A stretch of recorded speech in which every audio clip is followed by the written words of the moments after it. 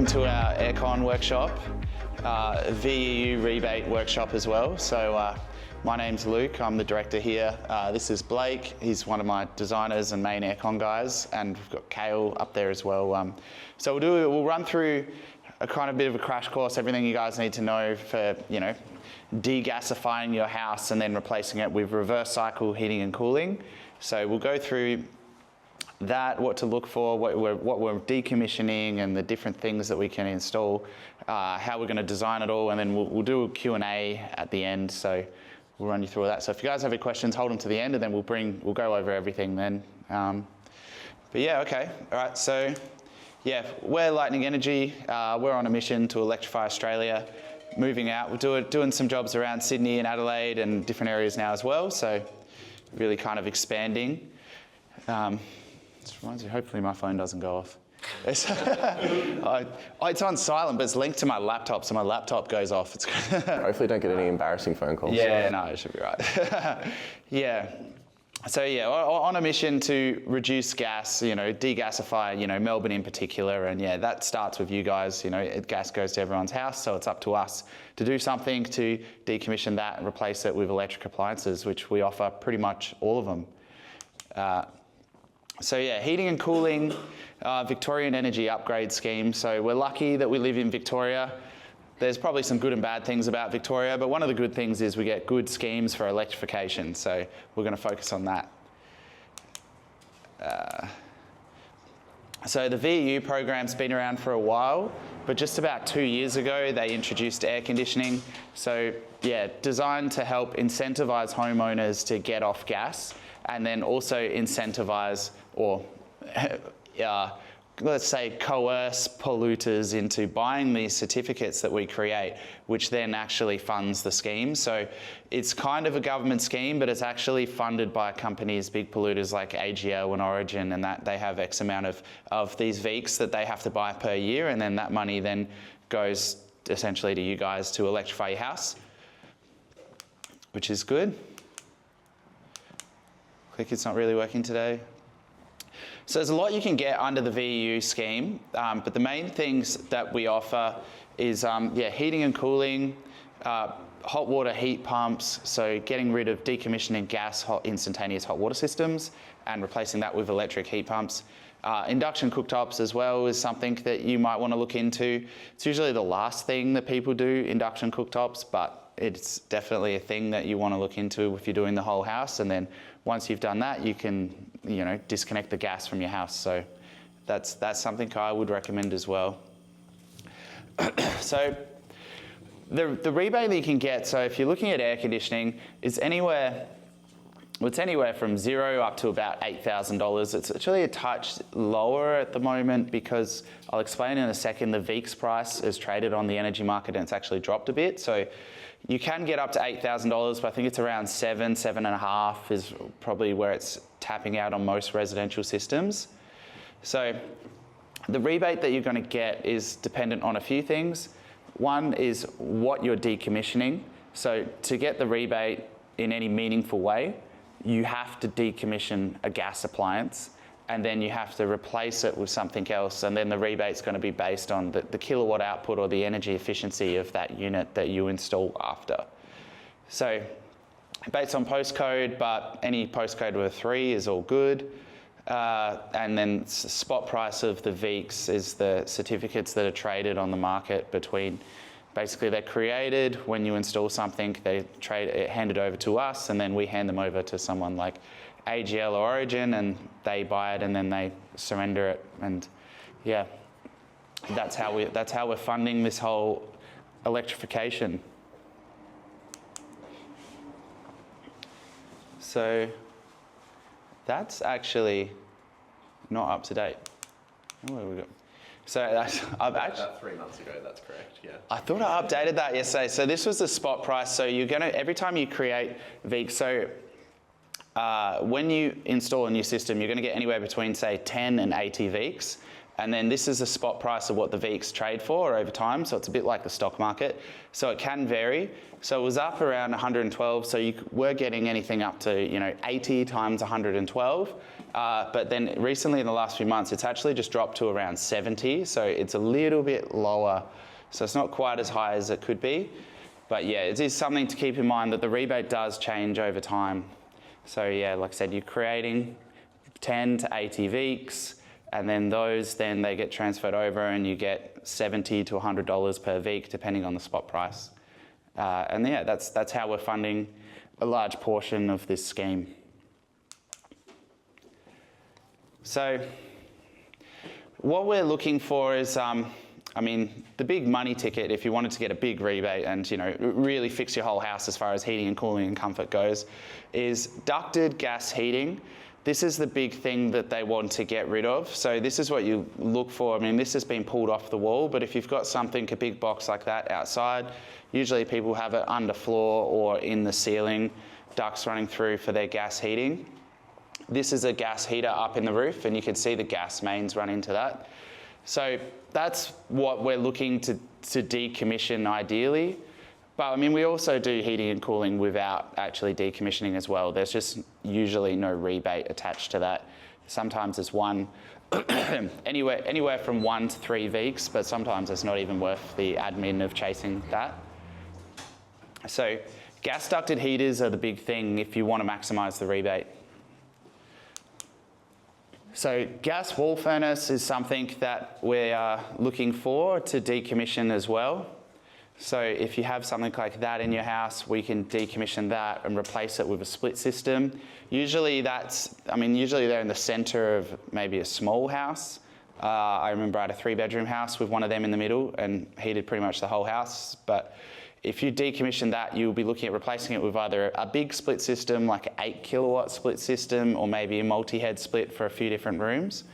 But yeah, the rebates are quite good if you're getting rid of one of those. That's what we do. So yeah, so there's the gas mains going into the gas furnace, then we just cut it and cap it off, and that means bang, no more gas. And if you're fortunate enough that you can manage to do that to all of your gas appliances, then you can go out to the meter of the street and you can decommission the gas meter as well. It's around $80, I think. $120, what was it? There is a regulated fee for it.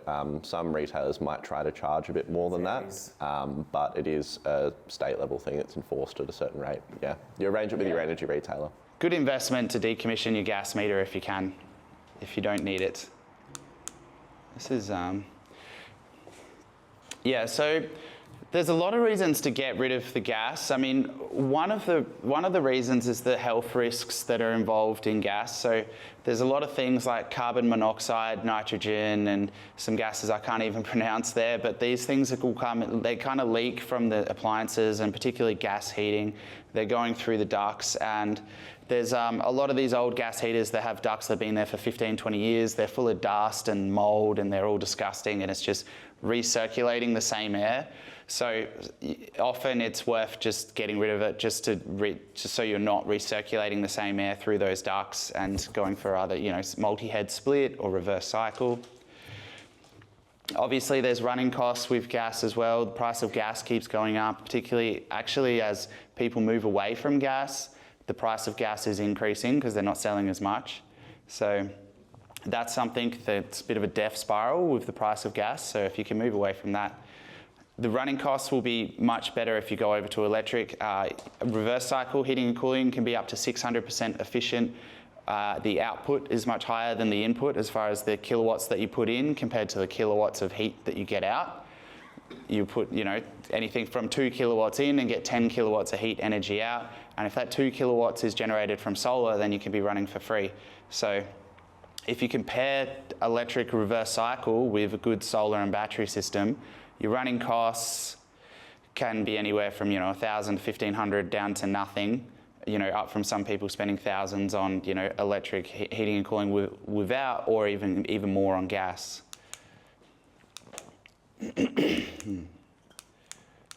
This is clicker's like must have a flat battery. Yeah. Not sponsored by Duracell. Yeah. So, Yeah, so the first option that we recommend you look into when you're decommissioning the gas is depending on the size of the room, and we can do a heat load for the room to find out what size air conditioning or how many kilowatts of heating and cooling we need in that room. But the first thing we recommend is just split system AC, because it's nice and easy. So, you know, our head goes up on the wall and we run the pipes, high pressure, low pressure pipe, and then interconnect cables to outside to the compressor. And then that's just going to pump gas around and then, you know, blow air over the coil. And that's going to blow either hot or cold air out. So that's the best thing to do. And yeah, you can get $1,000 if you're installing something like that, a big 8 kilowatt unit with decommissioning gas. So the benefit of that is it's really easy to install, quiet operation. It's going to be super efficient if you've got solar. Flexibility, we can run the pipes up through the roof and have the compressor outside the other end of the house or whatever we need to do. Temperature control, we can get air filters and everything to make the air better quality for you. Yeah, so here's a gas ducted system up in your roof. Can take up quite a lot of space. So yeah, we clear all this out. So this was an old system, and yeah, we pull all that out and then disconnect the gas, and then yeah, clear the whole roof to make it ready for if it's going to be ducted reverse cycle. Yeah. So yeah, average. Yeah, so you could get 90 to 300 on a small system, up to 1,000 on a bigger system. So the other thing that's the next step from there when you're looking at heating and cooling the whole house, if you were decommissioning a big gas ducted underfloor in the roof, the best thing to go to from there is multi-head split system. So it's funny, a lot of people still don't even know these exist, but it's basically just, it's a split system, but it's one compressor outside which feeds multiple heads inside. So the only downside to these is these all have to be, if you're running cool, every room has to be on cool. If you're running hot, every room has to be on hot.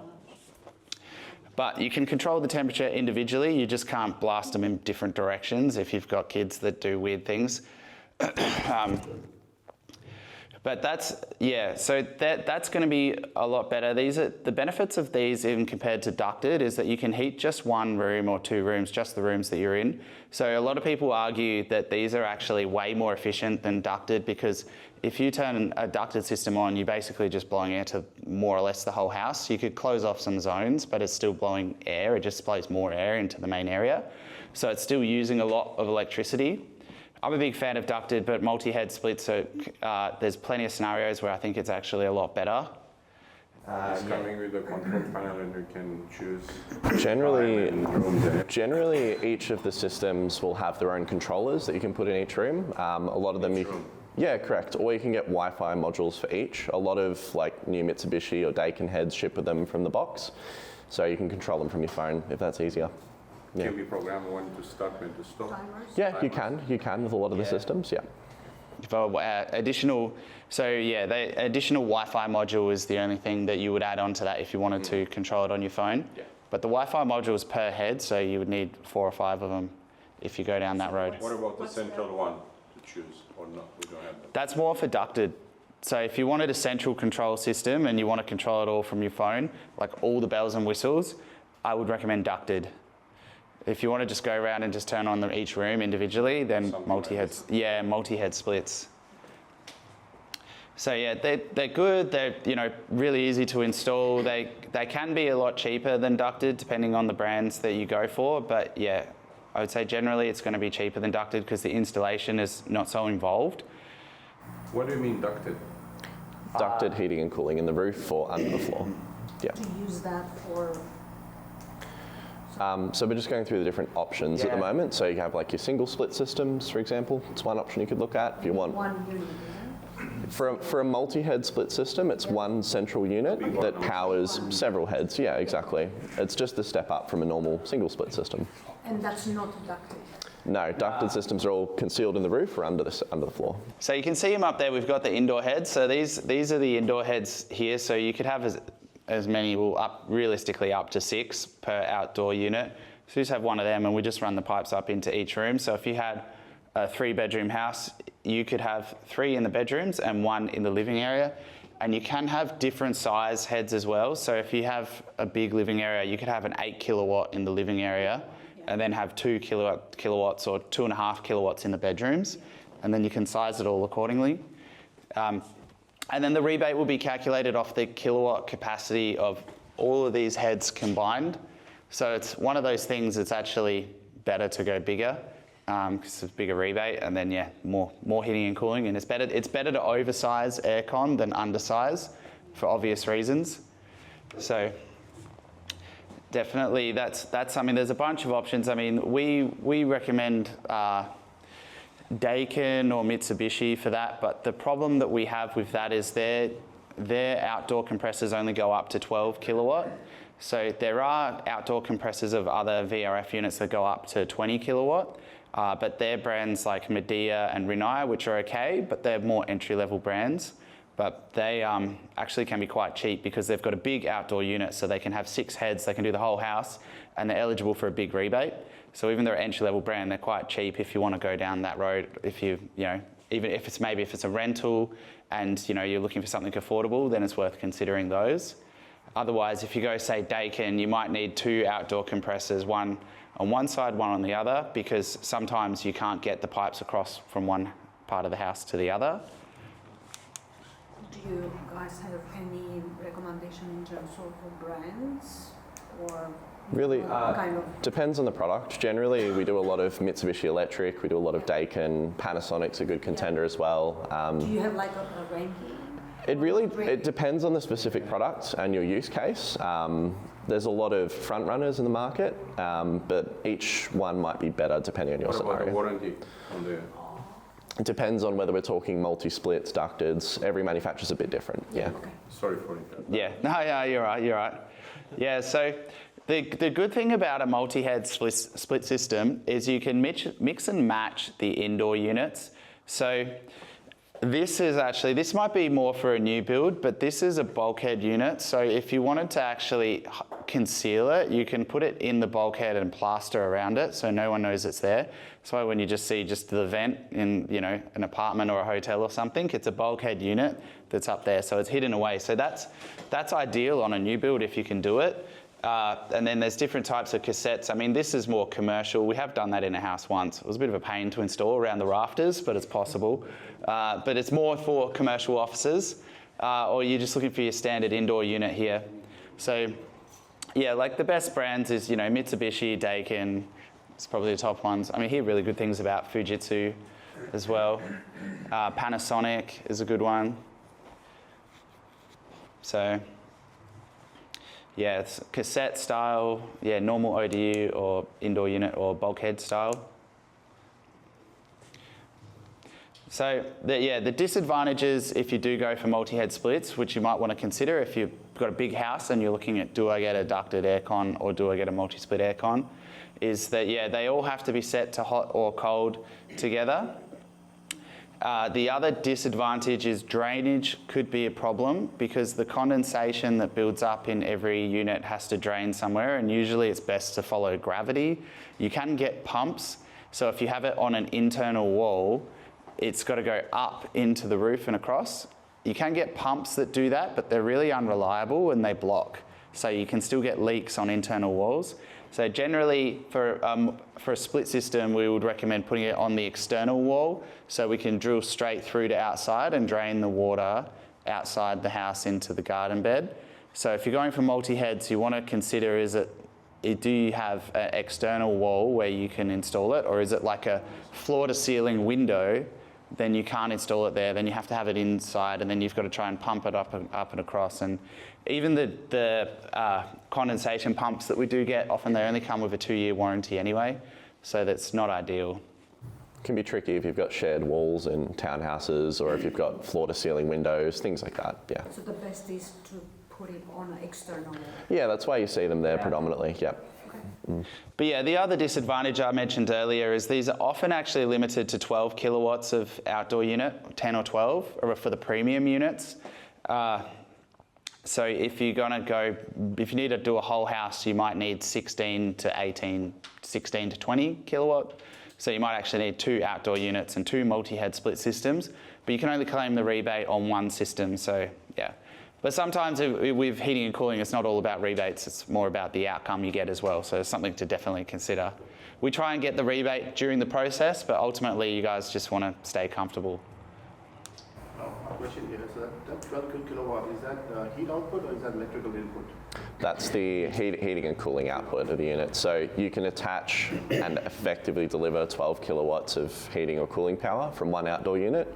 So if you add, say, an 8 kilowatt unit, a couple of 2.5 kilowatt units, a 3 kilowatt unit, you might exceed what it can actually deliver at any point in time. So if you try running all heads at once, you're going to get a slightly reduced output from each unit.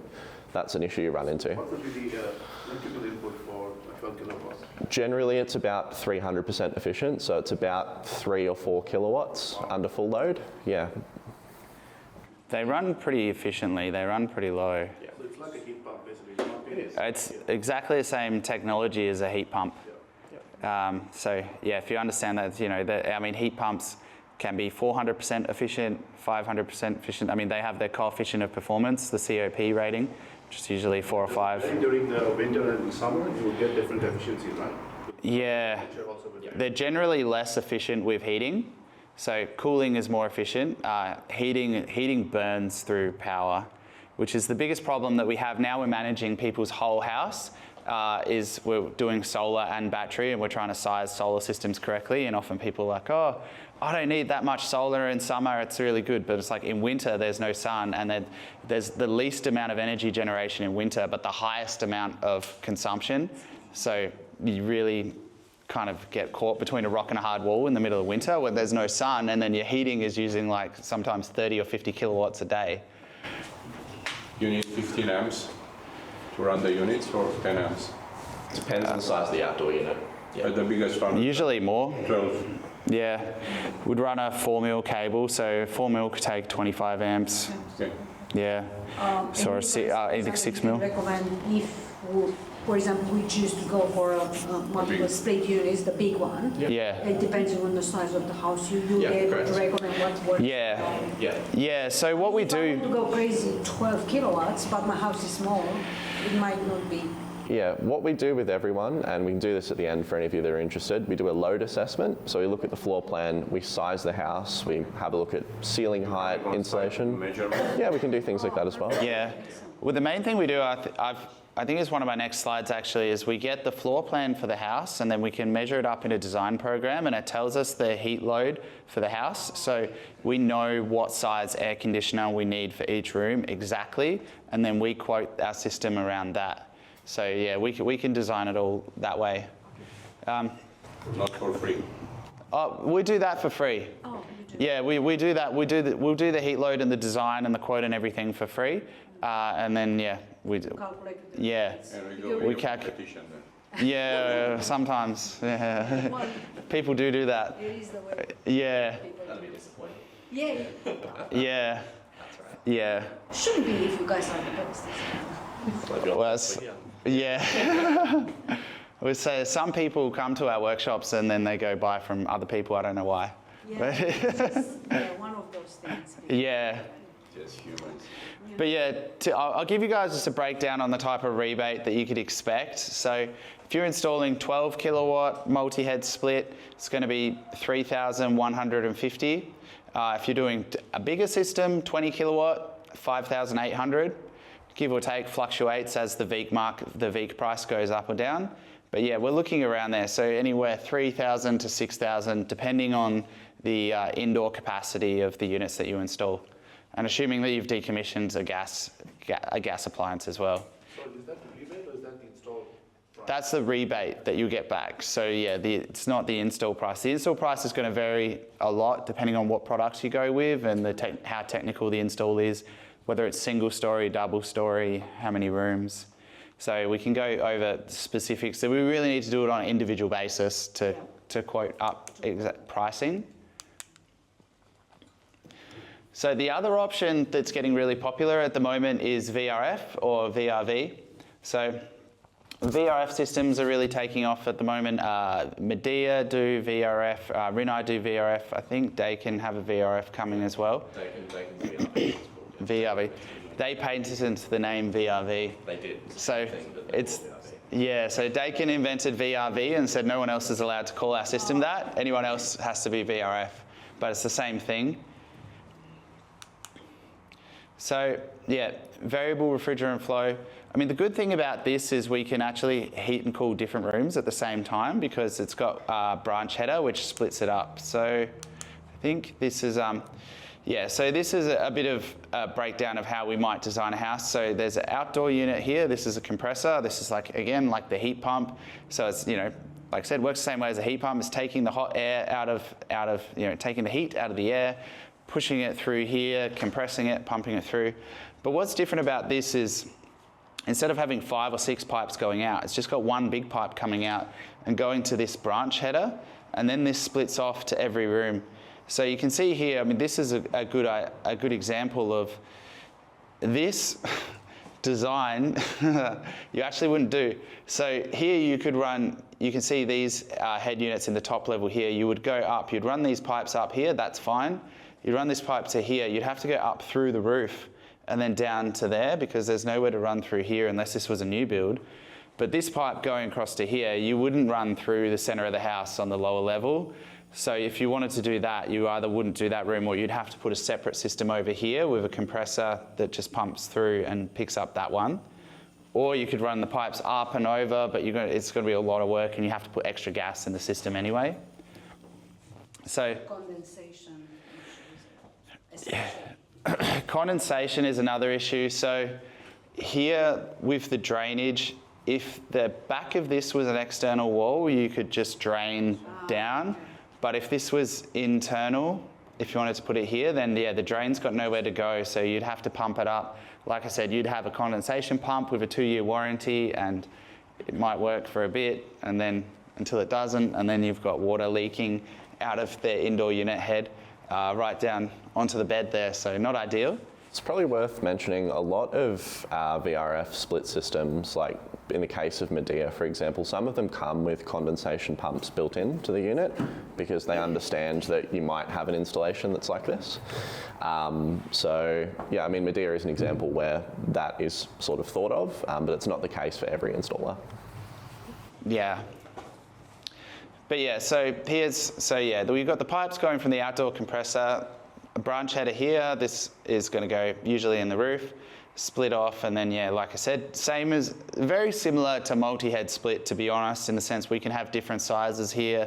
So you can have a 7 or an 8 kilowatt for your living area, maybe a smaller area, 3 or 4, then 2 and 2 for the bedrooms. So that's the best way, arguably, to do the whole house, besides if you got ducted is the other option. But yeah, if you're getting rid of a gas appliance, multi-head split or VRF is a really good way to go. Sorry, how do VRF and multi-head split differ again?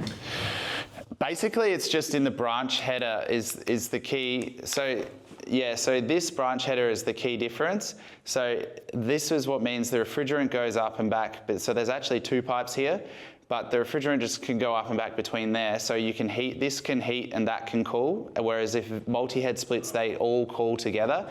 And the reason why you can't change it for multi-head splits is every pipe goes back to here. So you've actually got 4 or 6 pipes going back to here instead of 1 going here and then splitting off. There is actually interconnect cables in here as well. Making installation of VRF is a bit more challenging. Sometimes installers get it wrong as well, so there's a bit more room for error with VRF. And the problem with that is a lot of the VRF systems on the market are the cheaper end. So Medea, if installed correctly, is not too bad, but Medea, being a cheaper product, is often installed by cheaper installers. So because the cheaper installers get their hands on the cheap product and they butcher it, there's problems, and there's a lot of bad things happening in the industry right now where, yeah, cheaper installers got cheap products and just threw stuff in and it's just caused... Do you installer you recommend? Installer? Yeah, do you installer you recommend installers? Us. Okay. Yeah. So you do. Yeah, we're the best. No, we handle everything. Yes. But yeah. Yeah.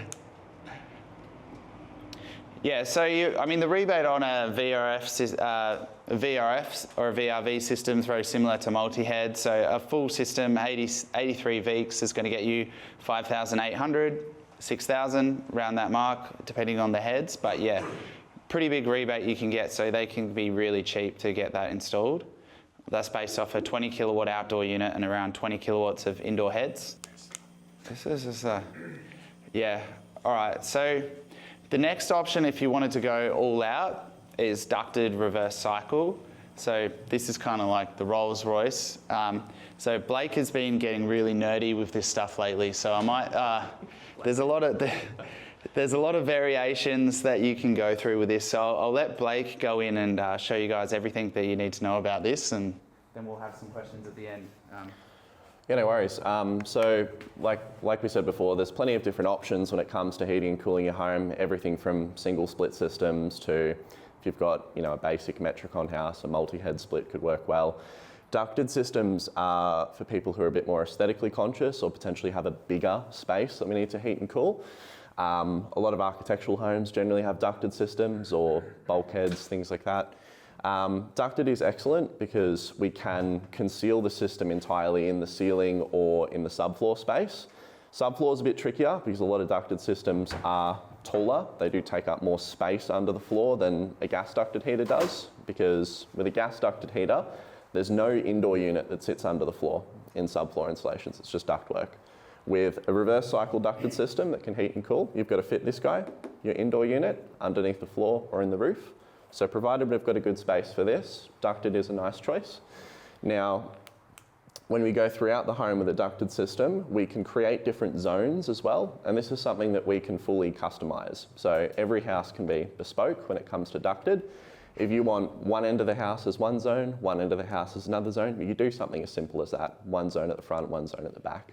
It means that you don't have to run the whole system as hard throughout its lifespan, or if you're not using certain parts of the house, you don't need to keep constantly heating or cooling it for no reason, which, if you're conscious of your energy usage, is something that certainly plays into that. You could even go as far as to zoning individual rooms or spaces throughout the house. I've done projects where we have 8, 9, 10 zones in some bigger houses, and it gives you more customizability at the end of the day. If you've got kids or if you've got family that come and go and you've got a large house, you're probably not going to run the other 8 rooms in your house most of the time. So a ducted system can still very well work in that case if you don't like the way split systems look.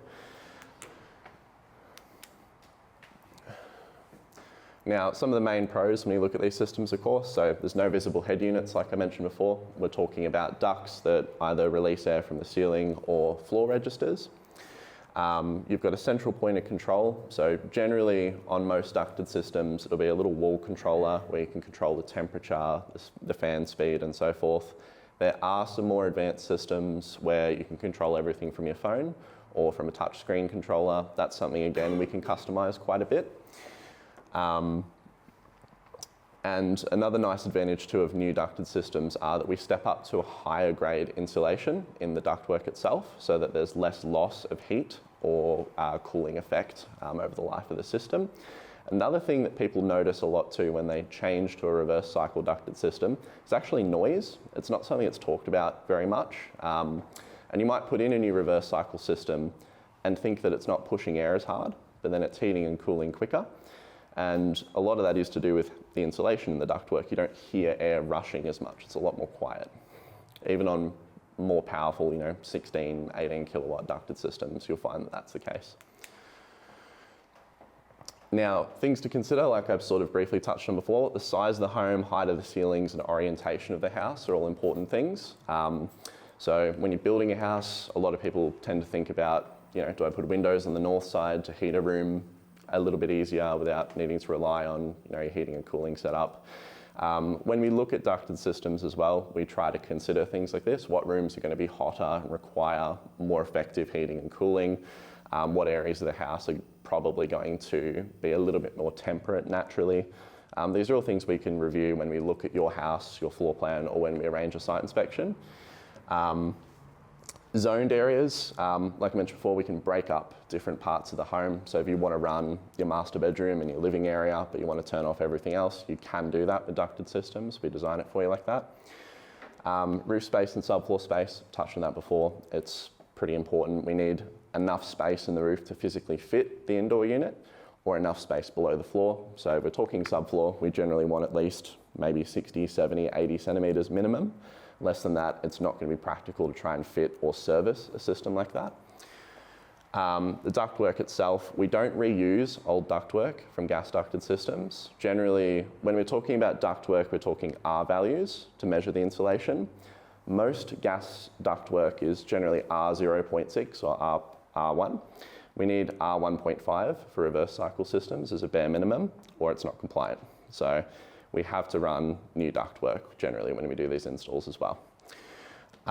Ceiling insulation, another good thing to consider while we're here. If you are going to be pulling everything out of the roof and doing what is a pretty major overhaul, like a ducted reverse cycle system, while everything's out, it is a good time to consider whether you want to do additional roof insulation. Doing that? Yeah, it is something we can arrange as well. Yep. Can you build a new house? Huh? Eventually build a new house. Yeah, we could look at it for sure. And the last thing too is your main supply. It's generally not an issue, but if you're in an older area or in an older house and we're putting in a big reverse cycle system that can draw a lot of power, just something that we want to be conscious of from a safety perspective is making sure your house is capable of pulling that energy safely from the street without overloading the switchboard or melting anything. Yes, yeah, that's a big part of it for us. Just one question on the ductwork. So you said you can't use the existing ducted heating ductwork. Mm-hmm. Does it mean that you can't use the floor, the ducts coming up from the floor? Or do you have to Generally no, because again, the insulation isn't a high enough level for it to be compliant. But if you rip it out and put it There is one thing with that. So there's a few units on the market. There's one called the Braemar Dominator, and there's another one by Emerald, where their pitch is that they can reuse the existing ducts and just replace it with a reverse cycle compressor that just pumps air through. There's only a few caveats with that, is that the ducts can't be more than 5 years old. So it pretty much rules out like 95% of gas ducted systems are no. And then the other thing is we haven't worked with it yet because I don't want to say anything bad, but we've been getting really mixed reviews from people. Like a lot of installers have said it's not good, and homeowners have just said that particularly the cooling capacity was just nowhere near what they expected. So they tried to reuse, they thought they were really smart by reusing the ducts, and then most of the time it doesn't work. And then even when it does, it's underpowered anyway. So we've not seen too many people. I've not actually heard anyone come back with a great review of that. The funny thing is, hot air should be good from the bottom, and cold air always good from the top. Yeah. But if you do a heating and you have a hot air coming from the top, does that sort of get some cold zones in the house? No, it still works well. That's actually something we will touch on, because there are different types of outlets and ways we can design the system to compensate for that. So that leads me to the next thing. So here's an example of a site plan. So we'll take your floor plan, we'll plan out your supply airs, your return airs, the different loads in each area as well. A full site plan will look a lot more detailed than this, but that's something that me or someone like Kale will handle for you. And this is unique to everyone's house. We go through it start to finish. So here's an example of all of your different loads throughout the house.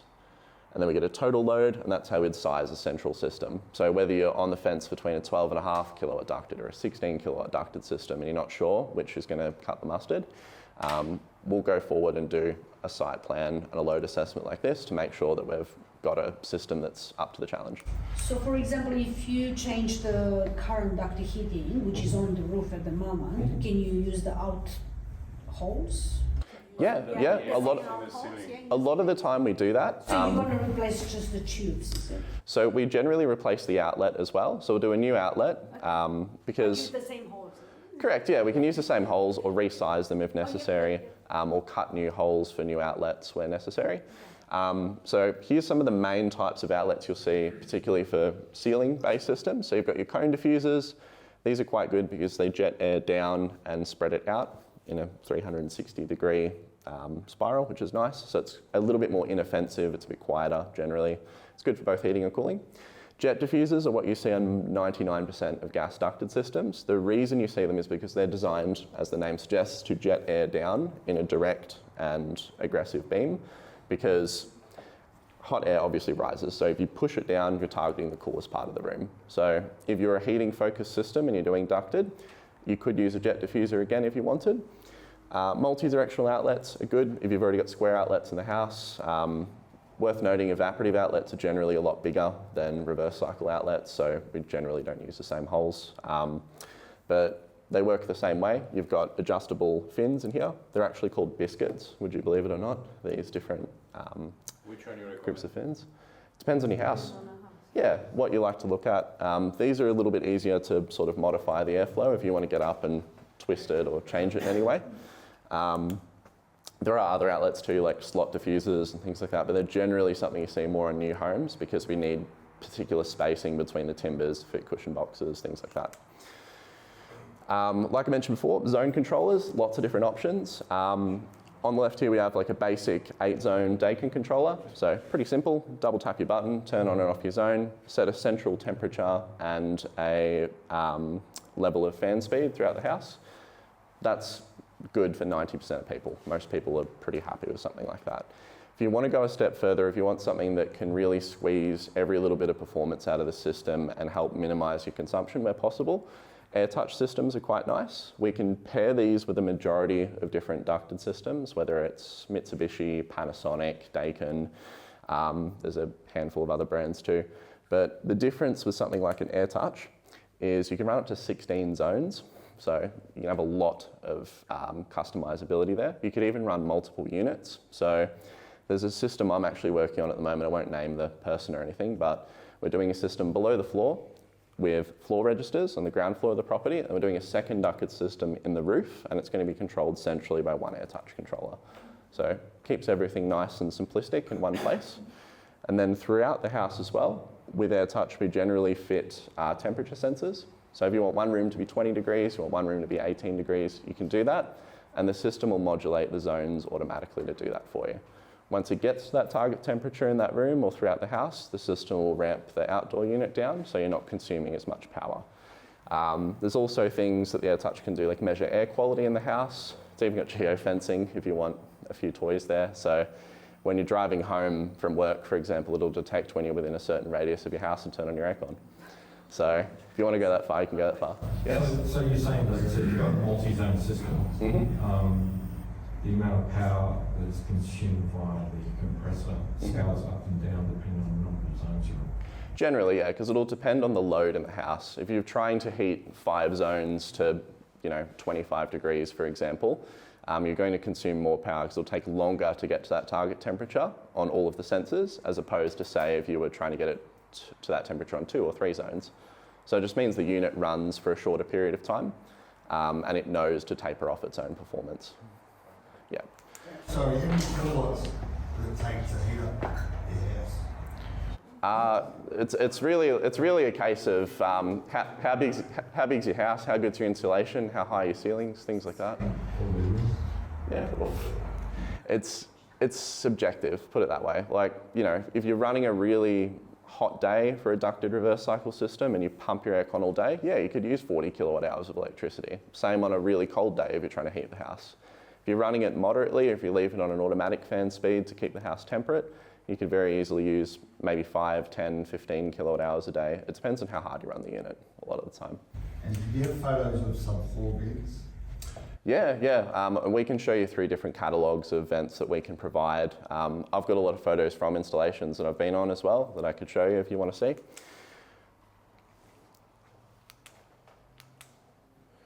Okay.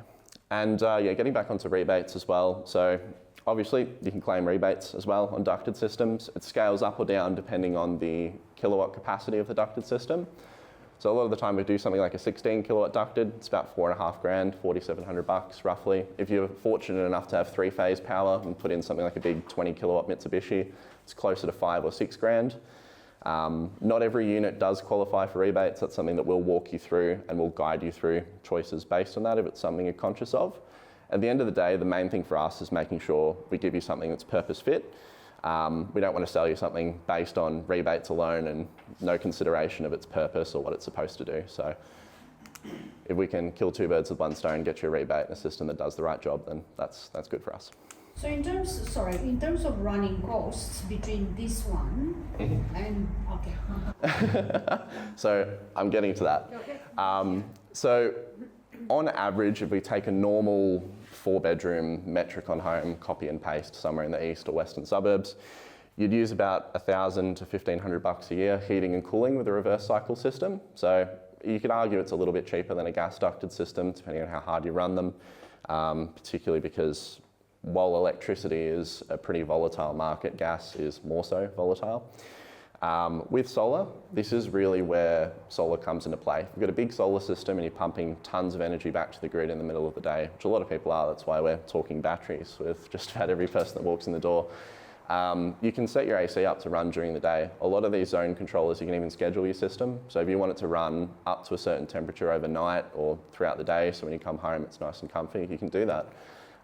It's a good way to capitalise on your excess power. So you can absolutely do that.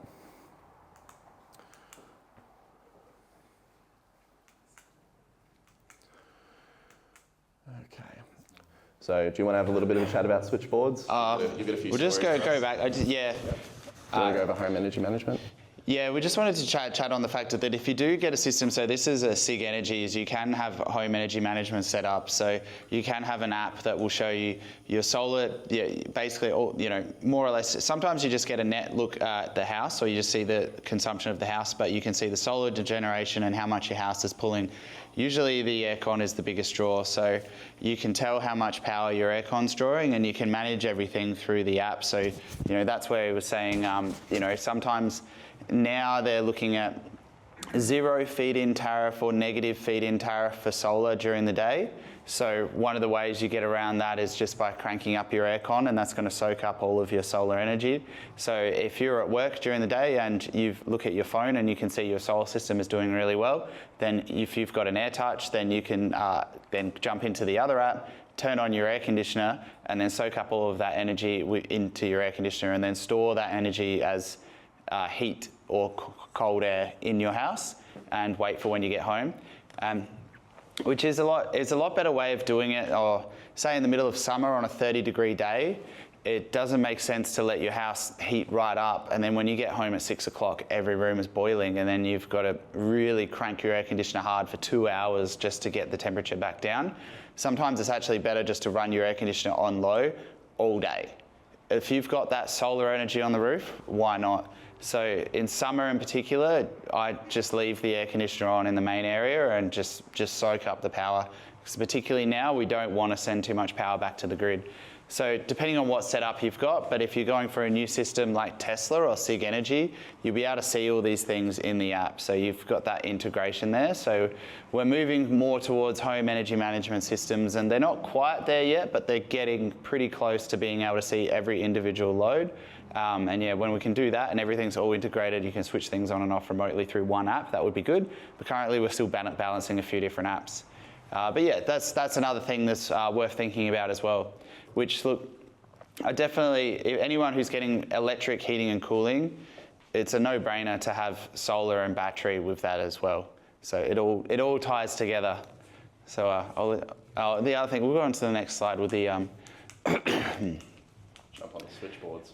Yeah, the switchboards is another thing. So if you've got an old switchboard like that, I saw a doozy looked like that, but worse, the other week with full of asbestos around it as well. So if you've got an old switchboard that's got maybe asbestos backing, ceramic fuses, this kind of thing, and all of a sudden you want to install an 18 kilowatt reverse cycle aircon, that's pretty much what's going to happen. So we don't want that. So we're upgrading all these boards now to a new style RCBOs on every circuit. And yeah, particularly if we're installing batteries, we're upgrading the boards as well, putting new gateways in, because all of the house loads now are going to the gateway. So like if we installed this SIG Energy system here, all of the power for the house would go into this gateway and then back to the switchboard, and then you would have a breaker here for your aircon that would go off and feed your aircon. So now the batteries are powerful enough that they can power your aircon in a blackout, depending on how much actual energy is stored in the battery at the time. But if you've got a big battery, which most people are, then yeah, if the grid goes down for 2 hours, it's no worries. You'll be able to power your aircon the whole time off the battery, and yeah, basically off grid for as long as you need to be, whether there's work on the streets or a grid outage sometimes if they're doing shedding on a hot day, 30-degree day, they need to shut the grid down, you'll be fine. So what you're saying, because I'm trying to get my head around, so all the solar energy, which is like on a very sunny day, gets into the battery and charge the batteries. Yep. Is that what you're saying? Yep. So when you said running the system, Yeah. can you explain a bit more? Okay, so here, for example, we've got solar panels on the roof here, and they're generating power right now, and they're actually hooked up to an inverter over there, but say they're hooked up to this. So the solar energy's, the system's probably doing 6 or 7 kilowatts now.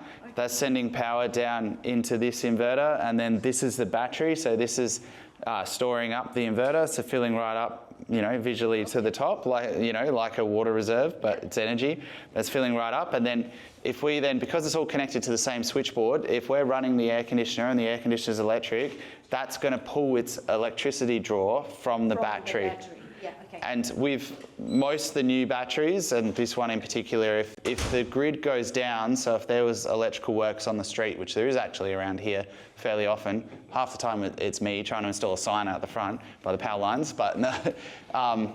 Lots of hoops to jump through to install a sign, if you're wondering. Yeah, it's an expensive sign. But yeah, if there's a power outage on the street, then this will swap over to backup, and then it will use all of the energy that's in the battery, and then the aircon will be connected into the switchboard on the last photo, and then that will just keep running. So at my house, when there's power outages on my street, we don't even, I get a notification about it, and I'm like, it's awesome. Power's out, aircon's still running. Yeah, not me.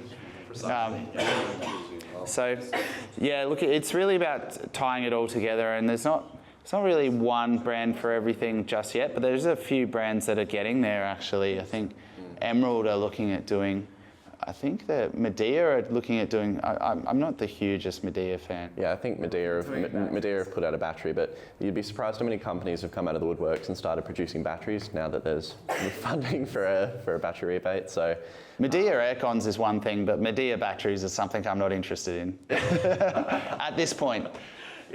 Yeah. Want to break out into a panel? A few questions? Yeah, I reckon. So that was the core of the information. So yeah, we'll go out into some questions. Kale, do you want to come up, or you? Yeah, if there's might be some questions that Kale has an answer to as well. Yes, question number one. Battery lasts without how much was an hour? You tell them with the battery lasts. Good question. So it's a bit like, the best analogy I can think of is it's like a petrol car with a fuel tank. So how far can that car drive? Well, it's like how much fuel is in the tank, how fast do you want to drive it?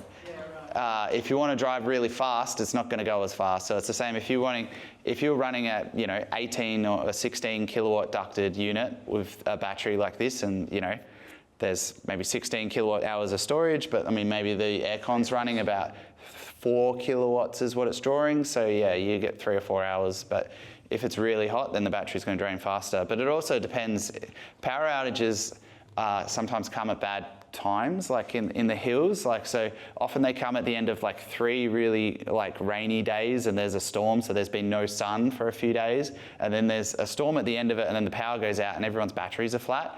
So if that happens, it's really unfortunate. There's not really much you can do, but you can charge the battery from the grid. So if you know there's a storm coming, you can pre-charge the battery so you're ready, which Tesla does that automatically with a function called Storm Watch.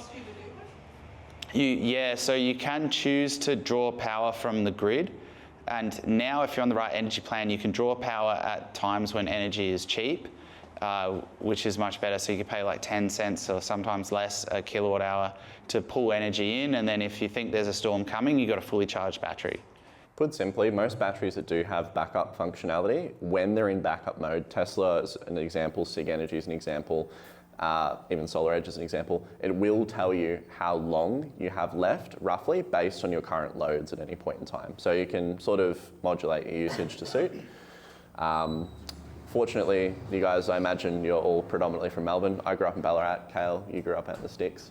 Yeah. Out where we grew up, if someone crashes into a power pole, you don't know whether the power's out for an hour, whether it's out for 2 days. It just is what it is. But certainly having some storage there to use it pays dividends in the long run. Cool. Yes, question. Thank you. If you have an existing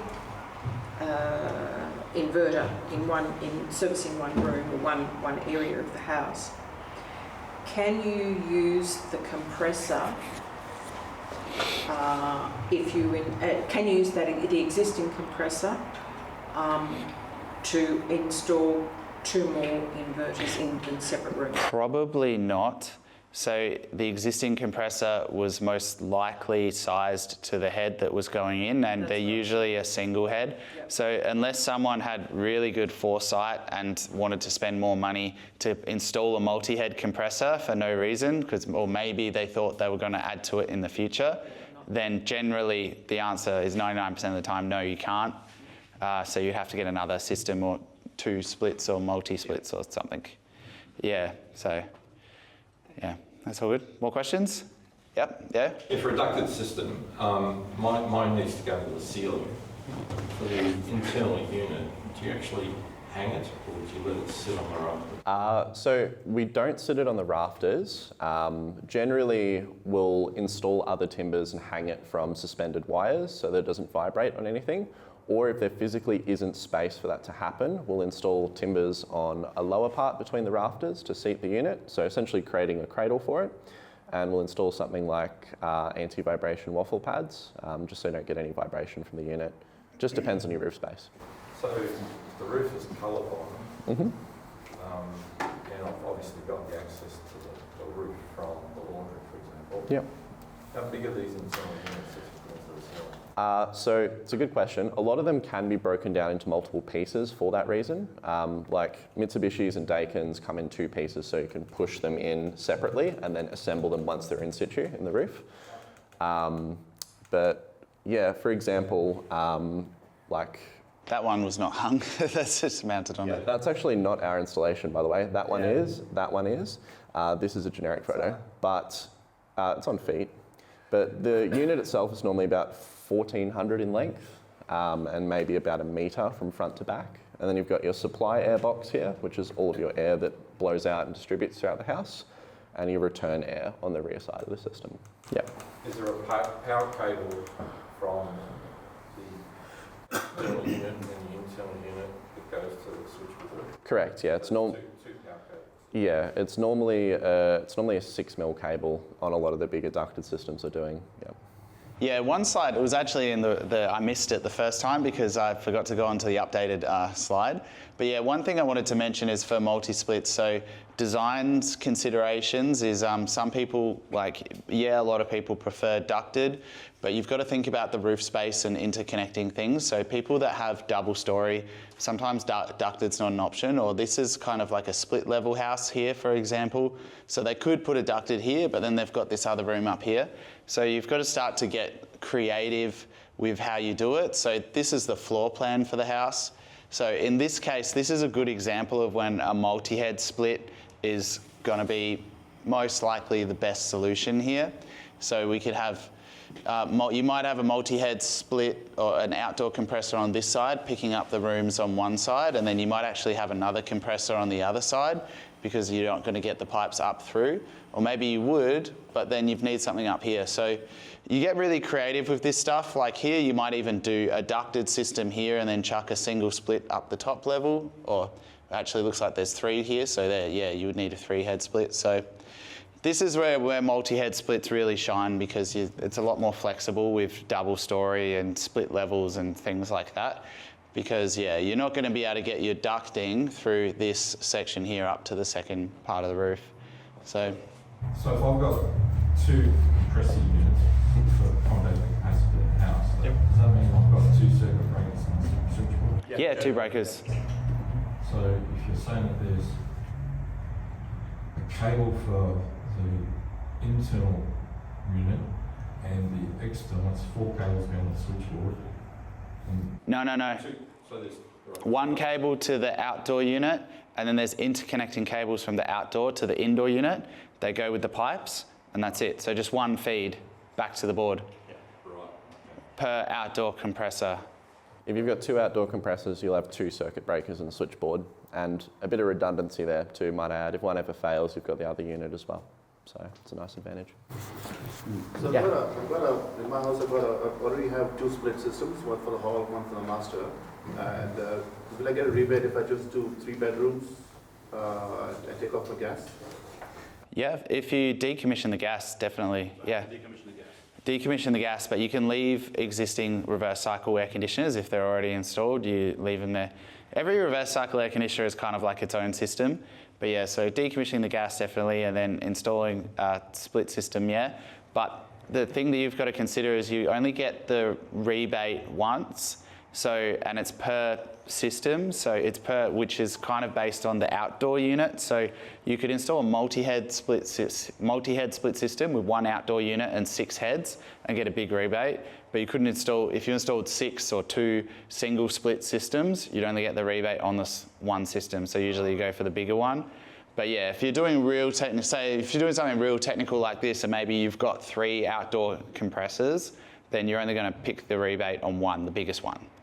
So but we go through it. There's a lot of variations. We try and go through all that for you. Put it this way, when we look at your scenario, this is a conversation we'll have with you, and we'll say, okay, from the most practical perspective, this is what we think works. This is what might get you the most rebates, et cetera, et cetera. Normally, there's not any really, really difficult situations. Like this is an outlier. I picked the worst one I could find. Yeah, I can tell you did. You had another question, sorry? Yeah, I mean, I'm looking at 2 compressors, 2 units, Yep. 8 zones. Yep.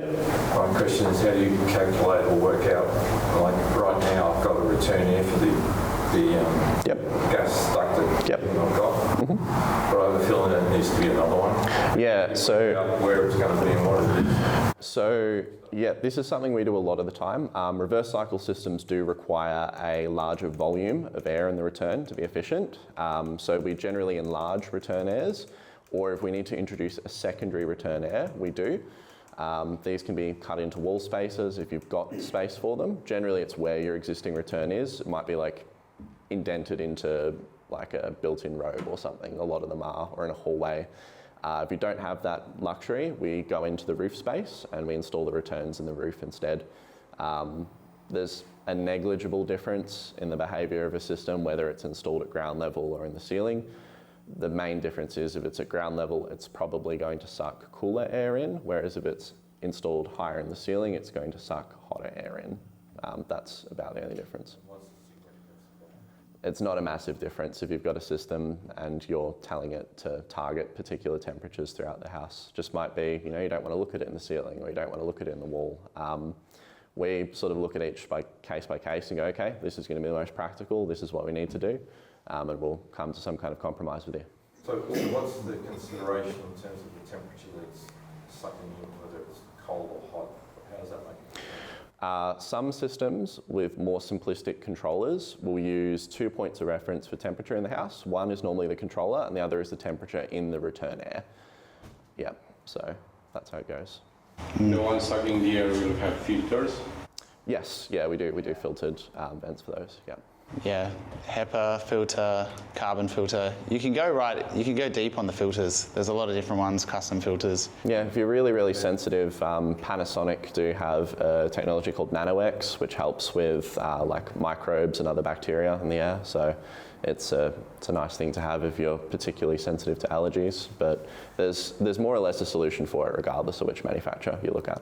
So those filters, they are, you can, clean them, or they are just... Yeah, you can bring them out and clean them, and then every 2 or 3 years replace them. Okay. So yeah, it's good. There's websites that you can get custom-made filters as well. So you can just tell them the size, and they'll send filters out. And they actually, I got one website. They send me reminders every 2 years. You need to upgrade. You need to upgrade. You need to buy more. You need to buy more. So can we do it ourselves, or we need to call somebody to change the filters? The filters is pretty easy. If it's filters is pretty easy, especially if it's a ducted reverse cycle. You just usually it's just one screw to take the thing down, and then you bring the filter out, wash it off, put it back up. It's not. Yeah, it's one of those things. We can do it, but yeah, you guys could definitely do it.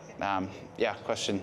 Just in terms of the power draw. So if you have, let's say, two houses, one has a 4-head multi-head system, one has 4 individual split systems for 4 bedrooms, let's say 4 rooms, and you're going to run just one room in both houses, which one's going to draw more power? Really depends on the model of the unit. By and large, I'd probably say the individual splits will generate or will draw less power. Yeah. Okay. So it's so if you're not going to be running the whole house all the time, I mean, these individual splits are probably going to draw less energy. It'll be a negligible difference between individual splits and multis. Yeah, negligible. Yeah, it's better so you can shut the doors as well. One thing you got to think of is these the air is going from this. Well, the air is getting blown out of these vents here, and then it's going back to the return air. So you've got to maintain the flow going back here. So if you're pumping air through the house, you're going to need to keep these doors open a little bit, which is something that some people don't want to do. But if you've got an individual split in each room, then you don't need to worry about air ventilation right through back to the centre of the house. So. Yeah, a lot of people, I mean, Tim Forsey is one person that you guys might know from My Fish and Electric Home, but he's really big on multi-splits because he reckons they're more efficient. We had a bit of a heated discussion about it because at the time I preferred ducted because I think ducted's more, it just gives it more consistent heat all throughout the house. And he's like, yeah, but it uses too much power. I'm like, well, it depends what you want. If you're more concerned about comfort, ducted, I would probably lean towards, but if you're more concerned about energy efficiency, then multi-head splits is going to be a bit more efficient. It's really up to you. They're both good. That's why we offer all of it. Yeah, more questions or, yeah? Sorry. With the external units on the gas, on the side, Sorry, thank you. system, I mean, I'm limited to think where I can put the external unit, so can I hang it on a wall? Which I can. Then the next question related to that is, what sort of vibration does that cause in the house? Yeah, it's not a lot, and you can wall hang them. We've had a little bit of a chat about your system actually. We just need to come out, and we obviously just got to check we just need to check the clearance space really around that unit. But look, you can a lot of the times with the rubber paddings that we can put in around the outdoor units, it can help reduce noise and vibration for you as well. So we'll have a bit of a chat about that on site when I come out and have a look. Cool. Any more questions? Yeah? Yeah, what's the ratio of VEECs to installed kilowatts? It looks like it wasn't 1 to 1. Yeah, it depends. Yeah, this is the $1 million question. It depends on the efficiency of the unit and the brand of the unit. So there's a lot of variation with the amount of VEECs that you can get, which is why it's hard for us just to be like, bang, you're going to get $5,000. Like, we don't really want to say that because it depends on the system, the brand. But there are like some brands, particularly some of the more entry-level brands, when they designed it, they actually designed it in a way that they maximize the government rebates. So there's like, yeah, some of the cheaper brands, like Medea's a perfect example. They've designed all their systems for maximum rebate. It's not necessarily the best system out there, but it's maximum rebate. So that was what they were going for. And then there's people like, I don't know, Dakin, that they're not so fussed about the rebate. They're just really good at what they do. So yeah, there's a lot of variation there. So yeah, but it's a good chunk. But yeah. Slide said before that the current rate was $70. Yeah. Is that due to change a special date or fluctuate or? Yeah, it's due to fluctuation. It's actually, look, it's like the stock market, like nobody really actually knows why, but one of the reasons that I'm told is that they've introduced the VEECs rebate for commercial solar installation between 30 and 200 kilowatts of solar.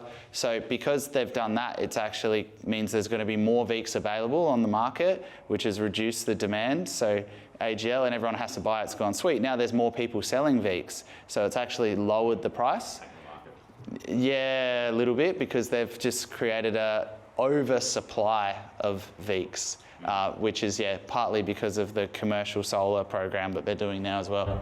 So will that $70 change in the next few months? Or to be honest, I want it to go back up, to be honest, because to be honest, yeah, we lost a bit of money down here because we quoted jobs up here and then it went down here and we'd already quoted the price and we didn't want to change it. So we stick to our word with the upfront price. So yeah, we've lost a bit. So hopefully it goes back up, and better for you guys as well, because then we can quote cheaper systems if there's higher VEECs. But, you know. We have seen through the years that it naturally fluctuates within probably $10 of each other, because VEECs doesn't also just apply to ducted heating and cooling, it also applies to heat yeah, it applies to heat pump hot water as well. So it really just depends on the market that's moving, from what I've seen across the years. But yeah, you can see a pretty decent fluctuation with it. It's sometimes very hard to predict if it's going to go up or further down and tank more. So when we sign the quote with you guys, we should say minimum $70, but if it fluctuates up, Yeah. We are usually, it's pretty rare that I can't, we usually lock in the price when you sign the quote, and then it's just kind of like we win some, we lose some. I can't think of an example, I can't actually think of any time in the last couple of years where we've come back to a client and said, hey, the rebates dropped down, we need more money. Like, we've always just gone, oh, well, look, we'll just cop it, yeah. Well, I mean, you win and you lose. Sometimes you quote here, the price goes up there, you end up $100 better off. When it goes down here, we end up about $1,000 worse off, but we'll honour the contract. We'll probably do one more question, then we'll break out, so we'll hang around, so if there's any more questions you can ask us directly, but one more question? Okay, cool. All right. Well, thanks, guys. Well, we're going to hang around here for a bit. So if you want to talk to us about specifics, we'll be here to help. So, thanks for coming. Thank you.